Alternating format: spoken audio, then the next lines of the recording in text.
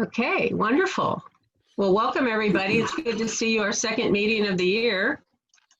And I can officially say it's all downhill from here for me. So just be aware. But Ian is getting ready. He's waiting in the wings and will be ready to take over in July. So never fear, never fear. Wanted to start door number one today, looking at some club and district activities. And wanted to do a few more committee reports to share what those committees do. And if you haven't joined a committee or would like to join a different committee or additional committee, they'll give you some idea of what they're up to. So Howard, good morning. Could you just tell us briefly what the program committee does? Yes, be glad to. Let's see, we're a committee of 5 people with Greg Foster and myself co-chairing, and we have Carol Vandermeer and Karen Bergasser and Charlie Murphy and Cam Appleton.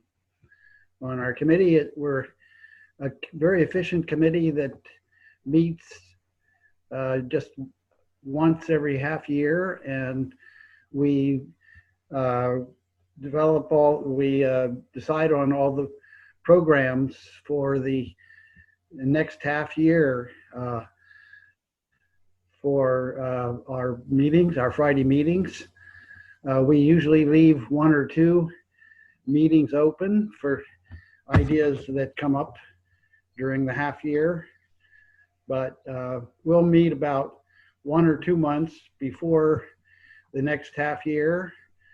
So we met in November, last November, to plan our spring schedule, which has been starting now from January through June, and we get our job done in an hour. We have efficient meetings and come up with great program ideas from all of our members of the committee. We certainly welcome all of you to give our committee members ideas for programs, and we try to schedule them then either when there's an opening or for the next half year. So that's my report. Thank you. Maggie? Thank you, Howard. Very good. Public relations, we've heard from them fairly recently, but I wanted, if I'm looking for Barbara, do I see Barbara? I'm not seeing Barbara. We'll come back to that one next week. Recognitions, Joyce, you want to give a brief report? We're going to hear more from you later, but you want to tell about your committee? Sure, sure. So for those of you that have been around forever, know recognitions used to be, hey, your kid graduated from high school, give me $100, and oh, you got a new car, you know what? And we've recognized that that's not the best way to celebrate each of us. So really, recognitions is the celebration of each other. It helps us get to know each other. It helps us connect as individuals. And I've had a hard time during this pandemic to figure out the best way to do that. And not make people feel kind of more than and less than. So what we've landed on at the very moment is to focus recognitions on gratitudes, and I'll talk more about that later. But the idea of it is to build relationships. What it is now is to build relationships and let us get to know each other a bit more in a more personal way. So. Anybody that has ideas and suggestions, happy to have them. But what I need from everybody is that when you get an email or you see a blast about send me something, you need to send me something, because I can chase it a bit. Some of the time, right now, I'm not a good chaser, so I need you to step up and respond so that we can really flourish. So that's my report, President Maggie. Thank you, Joyce.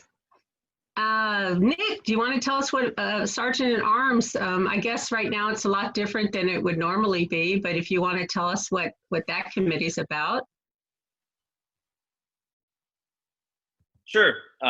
So Sergeant at Arms before the apocalypse was us setting up the meeting at Plaza Grill. We would set up all the banners and all that. We would take attendance. We would greet you, help out the new members to give everybody their badges so that they'd get recognized as new members, and they would be able to recognize who you are as current members. We would take your money, do raffle, and then we would take down the meetings as well. Occasionally, some years we would have to deal with technical issues, depending on how adept the president was with the technology. And now, currently, we still take attendance and still do the raffle. It's just a little different. That's pretty much what we do. Greet everybody and make sure all the meetings are set up correctly. Yeah, before my year started, the tech stuff, I was thinking, God, doing a PowerPoint every week, I'm not good at that. And this tech stuff, I don't know, it's going to be kind of, and then here I am. So, you have better knowledge of it than I do, that's for sure now. Yeah, I don't know how to use the Zoom at all. So be careful what you fear, because life has a way of having you face your fears and succeeding. So it's a good lesson. I appreciate the lesson. Thank you. I guess.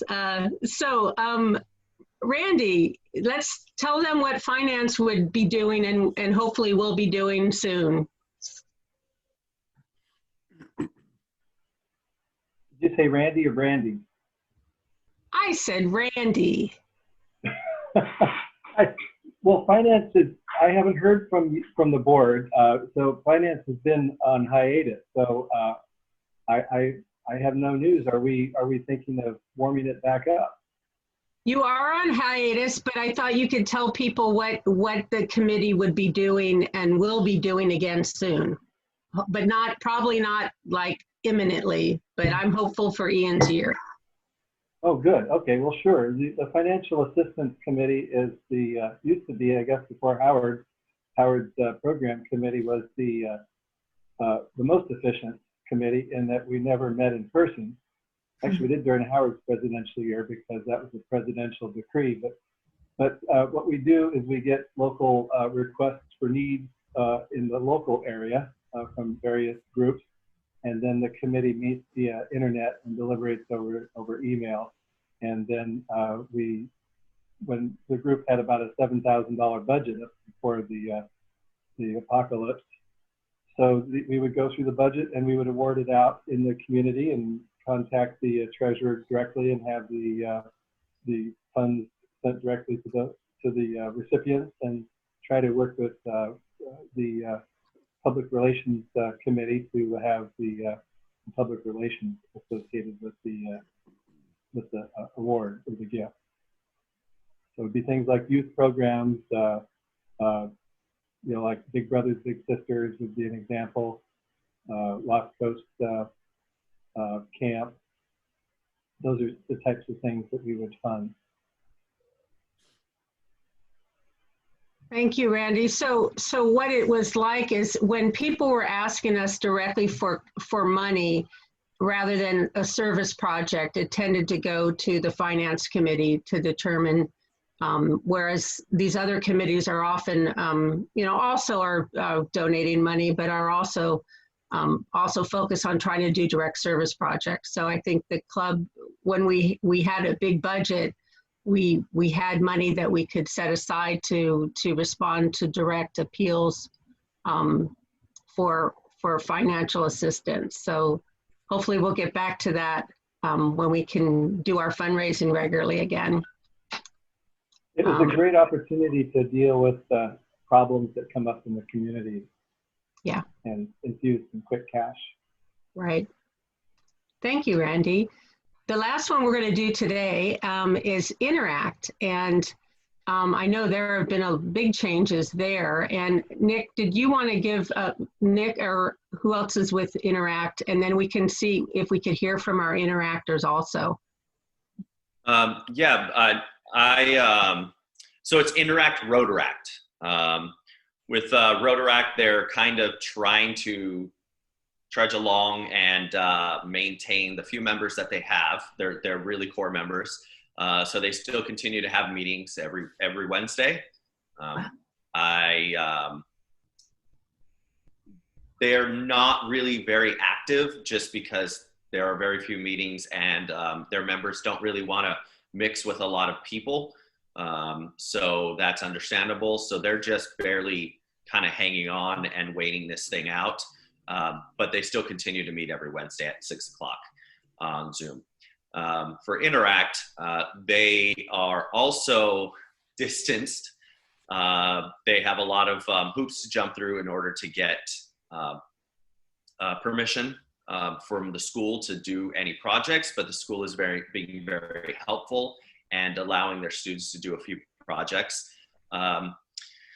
We have been basically, the Interact is the high school students, Rotaract is the 18 to 30-year-olds, equivalent to Rotary.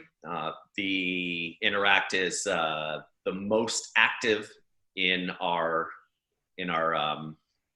district, so we really lead the way in what we do in the project. So all we do as Rotarians is try to open doors for them and support them with whatever they would like to do in our community, since they may not have the connections that we have, but they have the desire to do just as much at their age. So I'll let the Interact students who are here, it should be, I believe, Sari and someone else, I'll let them talk a little bit about what they do and what it means to them.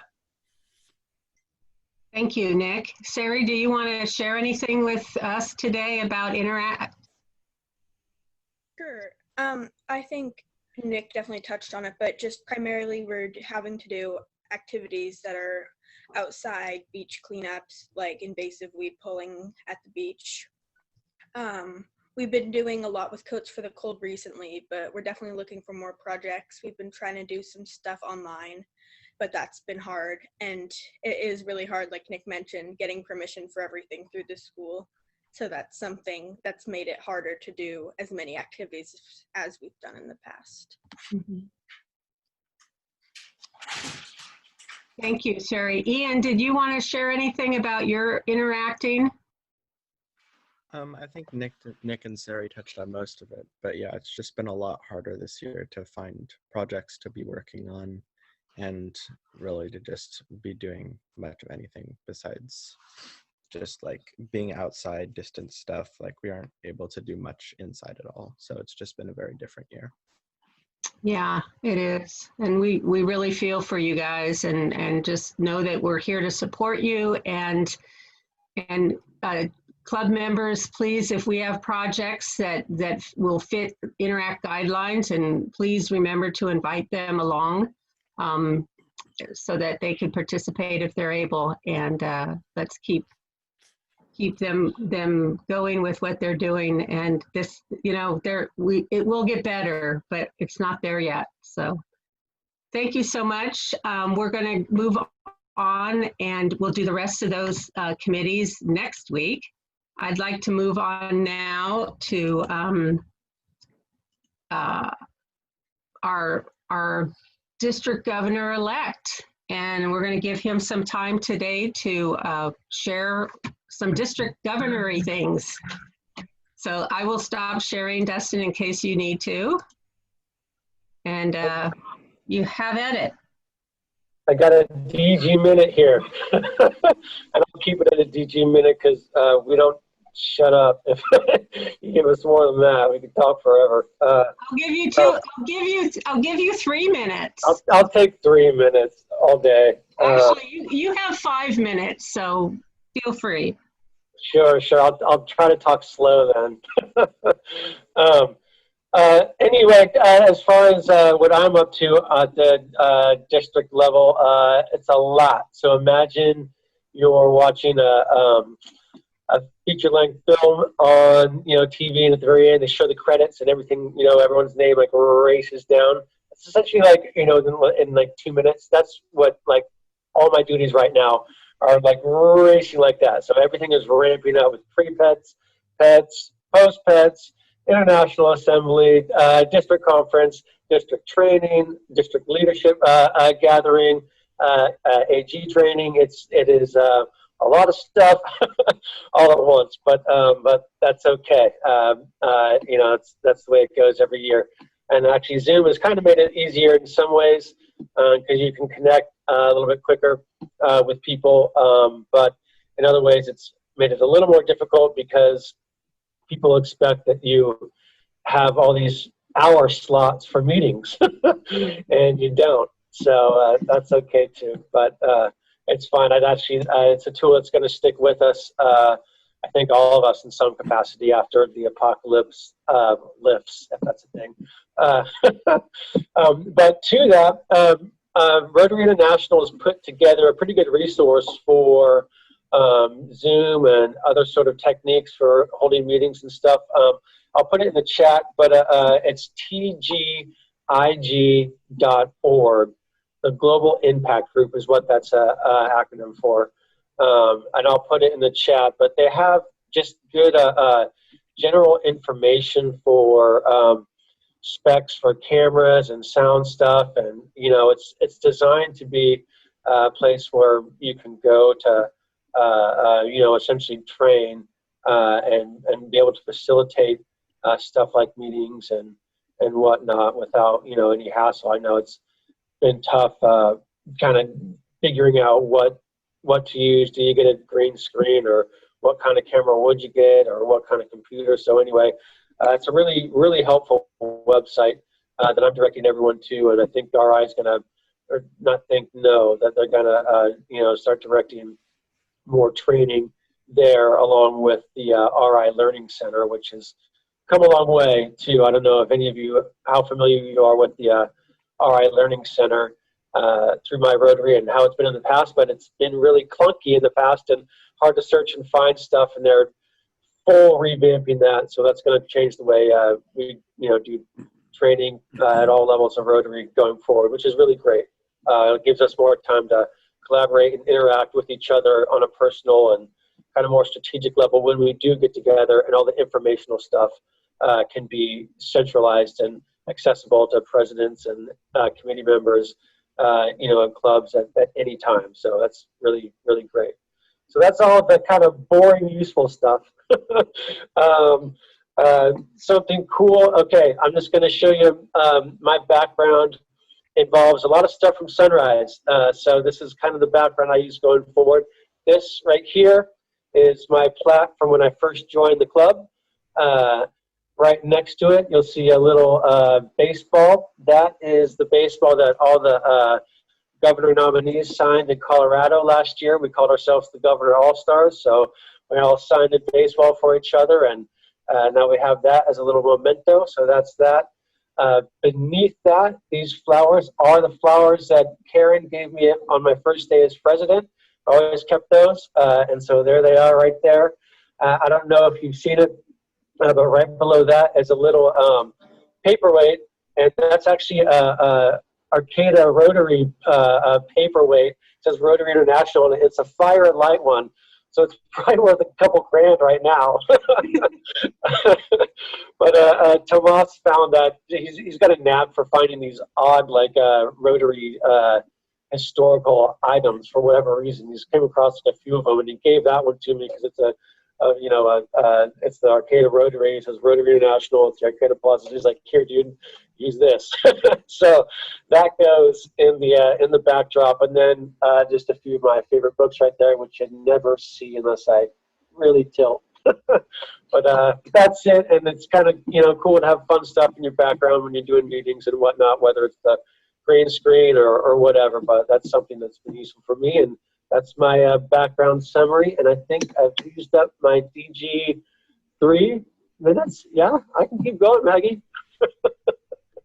Let's have you stop. I'm going to give you more regular time moving forward. I just want to say I'm really impressed. You've got the weatherman ability to point. You know, I mean, usually they're, you know, the weather people are pointing at blank screens and stuff, but you're just like doing it over your shoulder. I think that's impressive. They must have. Is that something they taught you to, you know, that's a district governor skill set, but I like it. I like it. You look. That means a lot to me because when I was in high school, my dream job was to be the weatherman. So I'll take that. Okay, well then for now on, your presentations to us from once you get into governor, I want them to look as much like weather reports as possible. That would be, you could just do this. That's exciting. yeah, something, see, whoa, it's great, it's great. Okay, thank you so much. We appreciate that, and we're gonna move on to just reminding you, Slack, we need to integrate this into our lives, and it's a new habit, and who needs a new habit right now? We'll come back, we'll put it into another meeting to actually do some kind of real-time practice of that, so that I know AJ's using it a lot, so maybe Patty and AJ can get us hooked in there a little bit, and anyone else who's using it. So we'll come back to that.